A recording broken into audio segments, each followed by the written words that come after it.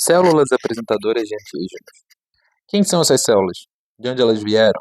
Então, como vocês já sabem, peguem o café de vocês, vamos começar a conversar sobre essas células e tentar ver principalmente quem elas são, e conseguir correlacionar elas com as imunidades inata e adaptativa. Aquelas perguntas clássicas que a gente escuta na sala de aula, como são fagócitos também? São iguais? É a mesma coisa que macrófago? Se fagocita, é macrófago. São aqueles que comem bactérias? Apresentam o quê e para quem? Por que tem esse nome de apresentadores de antígeno? Então sejam muito bem-vindos ao quinto encontro do Imuno em até 10 minutos. Esse é o canal Alergo Imuno News. Aquele canal que, como vocês sabem, a gente conversa sobre imunologia básica e tenta quebrar sempre mitos sobre alergia e imunologia. Deixem o like de vocês, compartilhem esse canal, passe adiante para todas aquelas pessoas que precisam entender um pouco mais de imunologia, estão em véspera de prova, distribuam por aí um pouco de conhecimento rápido e fácil. Então vamos falar sobre células apresentadoras de antígenos, ou também conhecidas, vocês podem ler aí no Janui, vocês vão acabar lendo em artigos, vão ler no Abas, as APCs. Então, células apresentadoras de antígenos, ao contrário, porque é em inglês. Então, quem são essas células? Essas células são basicamente aquelas células que a gente tem na região principalmente epitelial, no qual, a partir do momento que você tem contato com um antígeno, então seja qualquer tipo de micro-organismo, então um vírus, uma bactéria, um euminto, ou qualquer outro tipo de micro-organismo, elas vão pegar aqueles pedaços, aqueles fragmentos celulares, ou da própria célula que aquele micro-organismo infectou, ou o próprio micro-organismo, vão trabalhar dentro dos seus fragmentos, dentro dos endossomas, e a partir do trabalho desses fragmentos no endossoma, essas células dendríticas estão estrategicamente localizadas na região desses contatos, principalmente no epitélio, na mucosa, no trato gastrointestinal, vai levar isso adiante. Então, vai levar essa informação adiante para depois ser reconhecida pelos linfócitos, principalmente o CD4, como a gente vai conversar. As células dendríticas maduras vão expressar os MH6, que eu vou mostrar para vocês quem são, e vão utilizar esse MH6 como coestimulação para poder apresentar aos linfócitos os peptídeos que elas acabaram de descobrir. Então, elas vão lá, pegam essa informação desse micro-organismo, vão levar até um certo local e vão apresentar isso adiante. Isso é a primeira parte das células apresentadoras de antígeno. Mas a gente tem mais células, além das células dendríticas, que são aquelas que estão no epitélio, como células apresentadoras de antígeno. Então, nós temos os próprios macrófagos, que nós já conversamos na fagocitose, e depois, no futuro, conversaremos especificamente do macrófago, especificamente de cada fagócito, e as células B. Então, a célula dendrítica vai ser feita de apresentação direta, muitas vezes usando e fazendo correlação com coestimuladores, como o B7/C28 e outros coestimuladores que os linfócitos vão ter. Os macrófagos também vão apresentar diretamente aos linfócitos através da mesma ideia que eles utilizam das células dendríticas. E os linfócitos B também vão fazer essa apresentação, mas por outra forma, de outra via.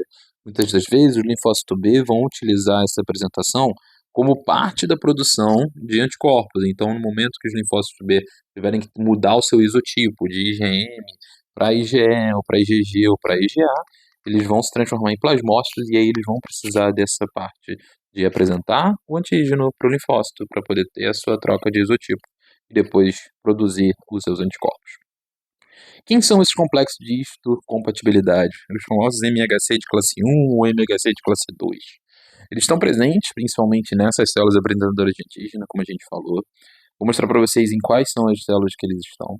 A base deles, como os MHC, tanto de classe 1 quanto de classe 2, é apresentar o peptídeo ao receptor da célula T. Então, aqui está uma imagem ótima de um receptor de célula T com o MHC, o peptídeo no centro, e aí isso vai ser uma forma de apresentação na qual você vai ter esse receptor de célula T junto com o MHC e outros coestimuladores ao redor, fazendo essa chave fechadura e levando adiante a informação para o linfócito B. Porque sem essa chave fechadura, o linfócito B não vai ter essa informação. O MHC de classe 1 é a via que vai ter o uso de proteossoma. A partir do proteossoma, ele vai apresentar diretamente para o CD8 e o MHC de classe 2 vai apresentar para o CD4. Então, isso é uma coisa importante para todo mundo lembrar. O MHC de classe 1 vai estimular ou vai sinalizar para o CD8, a célula citotóxica. Já o MHC de classe 2 vai estimular ou vai sinalizar para o CD4.